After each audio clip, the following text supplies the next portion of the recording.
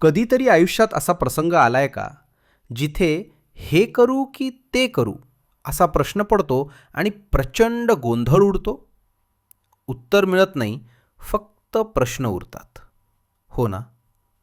मग व पु काळे यांच्या आपण सारे अर्जुन या पुस्तकाचा हा सारांश खास तुमच्यासाठीच आहे. वपू म्हणतात, आपण सगळेच त्या कुरुक्षेत्रावरच्या अर्जुनासारखे आहोत. फरक इतकाच की त्या अर्जुनाला कृष्ण भेटला होता आणि आपण मात्र अजूनही त्या संभ्रमात जगत आहोत. हे पुस्तक म्हणजे कुठली कादंबरी नाही, तर मानवी मनाचा, विशेषतः आपल्यातल्या अर्जुनाचा घेतलेला एक वेध आहे. लेखक इथे म्हणतात की प्रत्येक माणूस म्हणजे एक महाभारतच आहे. रोजच्या जगण्यातले संघर्ष, नातेसंबंधांमधला स्वार्थ आणि राजकारण, हे सगळं पाहिलं की वाटतं महाभारतानंतर ग्रंथनिर्मिती थांबली असती तरी चाललं असतं. कारण आजही आपण त्याच षडरिपूंच्या जाळ्यात अडकलो आहोत. पुस्तकात वपूंनी नातेसंबंधांवर खूप मार्मिक भाष्य केलंय. ते विचारतात, आपण खरंच एकमेकांवर प्रेम करतो की समोरच्याचा वापर करतो?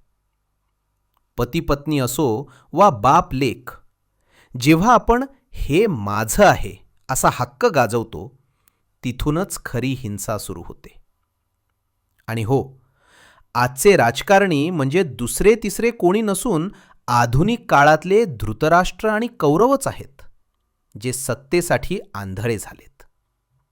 गंमत बघा, आपण दुर्योधनासारखे पूर्णतः अविचारीही नाही आणि कृष्णासारखे पूर्णतः स्थितप्रज्ञ सुद्धा नाही.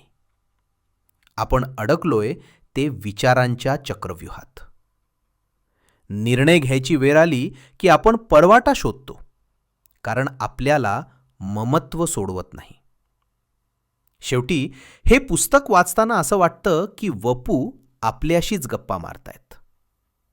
ते सांगतात की गीता हा फक्त धर्मग्रंथ नाही, तर ते एक जबरदस्त मानसशास्त्र आहे, जे तुटलेल्या मनाला सांधायचं काम करतं. तर मित्रांनो, जर तुम्हालाही तुमच्यातल्या गोंधळलेल्या अर्जुनाला समजून घ्यायचं असेल आणि जीवनातल्या कुरुक्षेत्रावर स्वतःला ओळखायचं असेल, तर आपण सारे अर्जुन नक्कीच वाचायला हवं. कारण कृष्णाचा शोध घेण्याआधी आपण अर्जुन आहोत हे मान्य करणंही तितकंच महत्त्वाचं.